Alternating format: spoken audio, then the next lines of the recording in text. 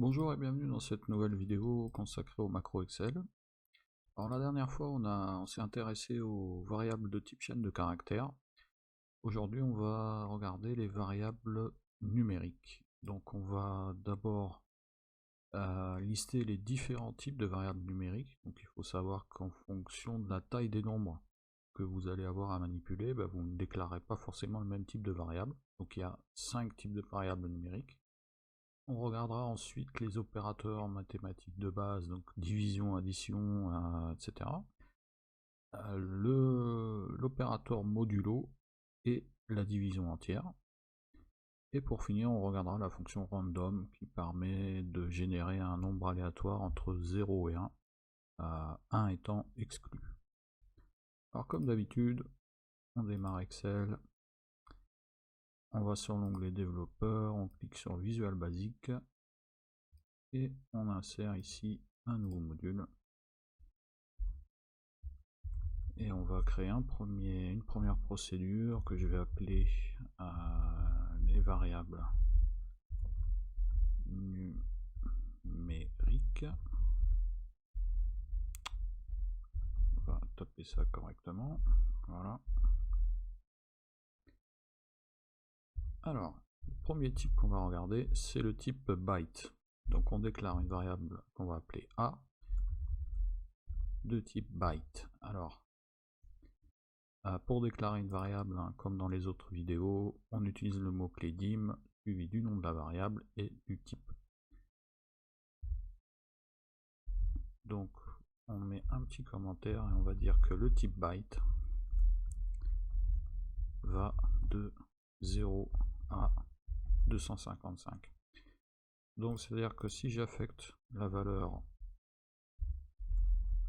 à 255 à notre variable A et je lance le programme, là tout va bien. Si en revanche j'affecte la valeur 256, donc là on va avoir un message qui nous dit qu'on a un souci de dépassement de capacité. Donc là typiquement quand vous avez ce genre de message, c'est à dire que le type de variable que vous avez déclaré n'est pas suffisant. Voilà, donc là 256, on a dépassé la limite, donc il aurait fallu déclarer une variable de type integer par exemple. Notez bien que le type byte est un nombre entier, c'est-à-dire que si je veux lui affecter une valeur décimale, donc quand on lance le programme il n'y a aucun souci. Par contre, si ici on regarde dans la fenêtre des variables locales, on regarde la valeur qui est affectée à A, on s'aperçoit qu'il s'agit de 250 et non pas 250,5. Donc seule la partie entière en fait a été conservée. De même, ce type de variable numérique ne supporte pas les valeurs négatives. Donc là, par exemple, si j'essaie de rentrer moins 250,5, on a de même un souci de dépassement de capacité. Donc on va affecter une valeur qui ne pose pas de problème. Alors si on a besoin d'utiliser des nombres plus grands, ou des nombres négatifs par exemple, donc on va utiliser le type integer qui lui va de moins 32 768 à 32 767. Donc là, pareil, on déclare une variable, on va appeler B de type integer, et cette fois on va s'apercevoir que les nombres négatifs sont pris en compte. Ah, alors là, c'est de ma faute, c'est pas la variable A, mais la variable B, pardon. Voilà. Donc là, on s'aperçoit que les nombres négatifs sont bien pris en compte. Par contre, si je tente de saisir un nombre décimal, là, de nouveau, en fait, j'ai pas d'erreur, mais il n'y a que la partie entière qui est conservée. Donc si le type integer n'est pas suffisant, on peut passer au type long. Donc on déclare une nouvelle variable et on va dire que le type long va de 2 milliards 147 millions 438 648, plutôt de moins 2 milliards 147 millions, etc. à plus 2 milliards 147 millions 438 647. Donc là, c'est un nombre qui est beaucoup plus conséquent. Donc, si on lui affecte par exemple moins 2 milliards 100 millions, là, on s'aperçoit qu'il n'y a aucun souci. Alors, pour pas vous induire en erreur, je vais enlever la décimale de la variable b. Donc là, voilà. Par contre, long est aussi un nombre entier. Donc si je veux lui affecter une valeur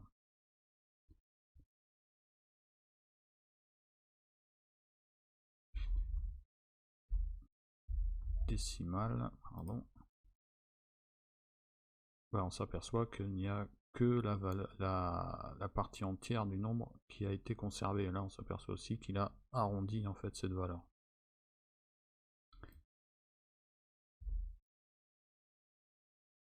Donc là, on vient de voir en fait les trois types de variables numériques pour gérer des nombres entiers. Alors, si vous voulez, si vous avez besoin de nombres décimaux, alors le premier type que vous pouvez utiliser, c'est le type single. Alors, là, on va dire que le type single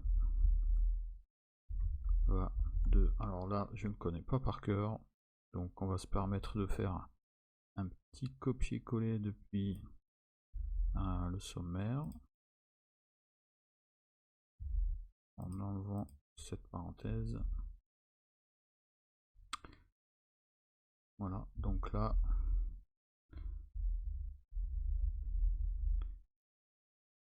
voilà par exemple. Donc là, on s'aperçoit qu'il n'y a aucun souci, les valeurs négatives et décimales sont bien prises en compte, et pareil pour les valeurs positives. Voilà. Alors, si le type single est trop petit, vous avez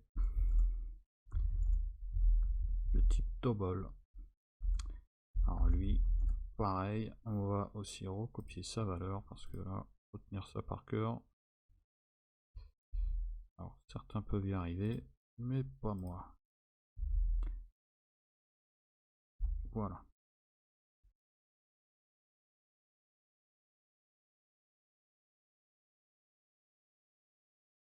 Donc ça, c'est le commentaire de la ligne. Le type double va de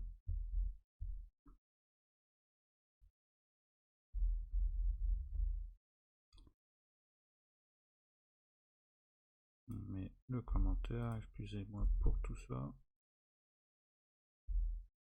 Et là, bon, on peut affecter une valeur.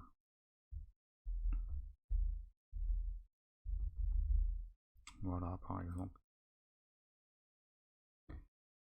Alors, au niveau des nombres entiers, c'est à peu près clair. Au niveau des nombres décimaux, personnellement, j'utilise jamais le single. Lorsque j'ai des nombres décimaux ou des nombres qui vont au-delà du type long, j'utilise systématiquement le type double. Voilà. Donc voilà pour les 5 grands types de variables numériques.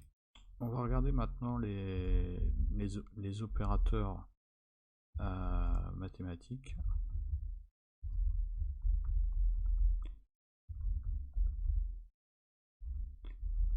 Alors, on va brièvement aborder en fait les opérateurs basiques, donc l'addition par exemple, la soustraction,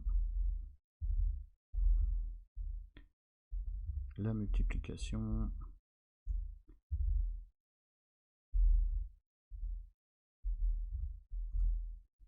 et la division. Donc là, pas de souci. Si on lance ça, on a bien les valeurs attendues. Aucun problème pour ces opérateurs de base. On va juste ajouter l'exposant. Donc par exemple 3, exposant 3 qui devrait nous renvoyer 27. Et voilà. On va particulièrement s'intéresser maintenant à un autre opérateur qui est un peu moins connu, qui est l'opérateur modulo. Alors modulo, ça permet d'obtenir le reste d'une division entière d'un nombre par un autre. Et la plupart du temps, en fait, on se sert de cet opérateur pour savoir si un nombre est pair. Par exemple, si je veux faire 11 modulo 5,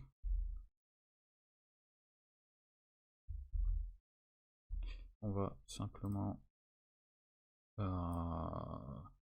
commenter ces lignes là. Alors pour commenter des lignes, je ne sais pas si je vous ai montré la dernière fois, vous sélectionnez les lignes et vous venez ici, appuyez sur cette petite icône là, et voilà. Et pour enlever le commentaire, on peut faire le contraire. Voilà. Donc là, on les commente, on lance le programme, on s'aperçoit que le reste de la division entière de 11 par 5, c'est 1. Donc là on en déduit que 11 en fait est un nombre impair. Donc, vu que la plupart du temps on utilise cet opérateur pour savoir si le nombre est pair, il faut savoir que le résultat un nombre pair modulo 2 vaudra toujours 0. C'est-à-dire que là, si je relance le programme, voilà, 10 modulo 2 égale 0. Alors maintenant, la division entière.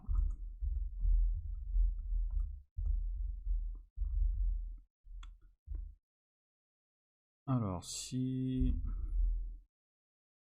Donc on va faire un exemple où en fait on va utiliser la division et en dessous la division entière pour que vous voyez bien la différence. Donc cette fois on utilise donc l'opérateur division entière, c'est je sais jamais si c'est le slash ou l'anti-slash. Je vais juste mettre un commentaire pour que ce soit bien clair. La division entière.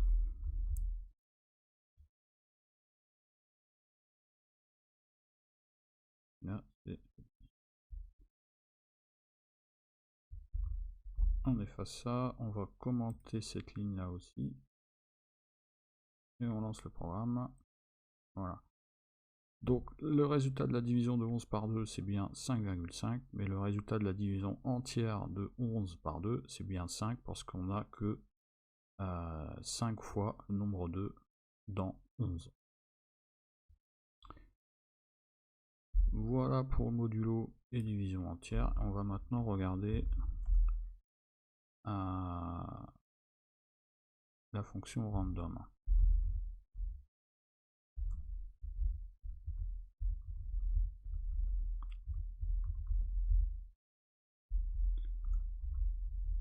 Alors, on met un petit commentaire et on dit que random permet de générer un nombre aléatoire entre 0 et 1, 1 étant exclu.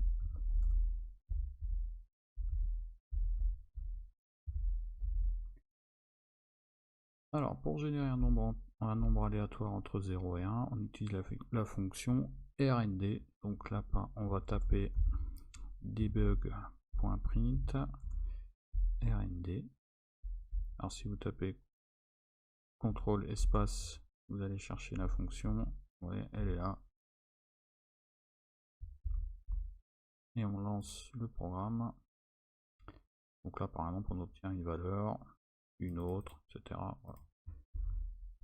Donc cet opérateur, cette fonction elle est utile pour par exemple, si vous voulez générer un nombre aléatoire, par exemple, entre, par exemple, mettons 1 et 5. Donc dans ce cas-là, vous allez multiplier le résultat renvoyé par la fonction RND par 5, et vous allez ajouter 1, je vous explique pourquoi après, et vous n'allez retenir que la partie entière du nombre. Alors pour ne garder que la partie entière d'un nombre, on utilise la fonction int. Donc là, si je vais dans le debugger, alors le debugger il permet aussi de taper des instructions. Donc là, par exemple, si vous voulez faire par exemple 10 modulo 2, ouais, vous avez le résultat qui s'affiche. Donc il vous suffit de taper un point d'interrogation et ensuite l'instruction dont vous avez besoin. Donc par exemple, si j'utilise la fonction int entre parenthèses 5,5, donc je vais obtenir 5, c'est-à-dire que la fonction int elle ne renvoie que la partie entière du nombre. Alors, pourquoi ici j'ai multiplié par 5? Tout simplement parce que je vous ai dit que si on veut obtenir par exemple un nombre entre 1 et 5, on sait que la fonction RND ne renvoie jamais 1. Donc pourquoi on ajoute 1? Tout simplement parce que au pire, la fonction RND elle va renvoyer 0,9999999, donc 5 fois cette valeur-là ne sera jamais égal à 5. Donc on ajoute 1, comme ça on passe cette borne. Donc là on n'aura par exemple pas un nombre égal à 5,99, mais par contre on ne retient que la partie entière. Donc là,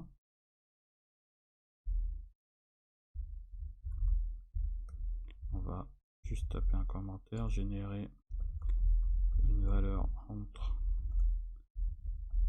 1 et 5. On lance le programme. Voilà. Vous voyez, là, on a la première fois 4, 1, 4, et on finit par avoir le 5 aussi. Voilà pour cette vidéo, j'espère qu'elle vous aura été utile. La prochaine fois, on va commencer à regarder les traitements conditionnels. Donc on va regarder la fonction if, et ensuite on regardera les boucles. Voilà, je vous dis à la prochaine fois.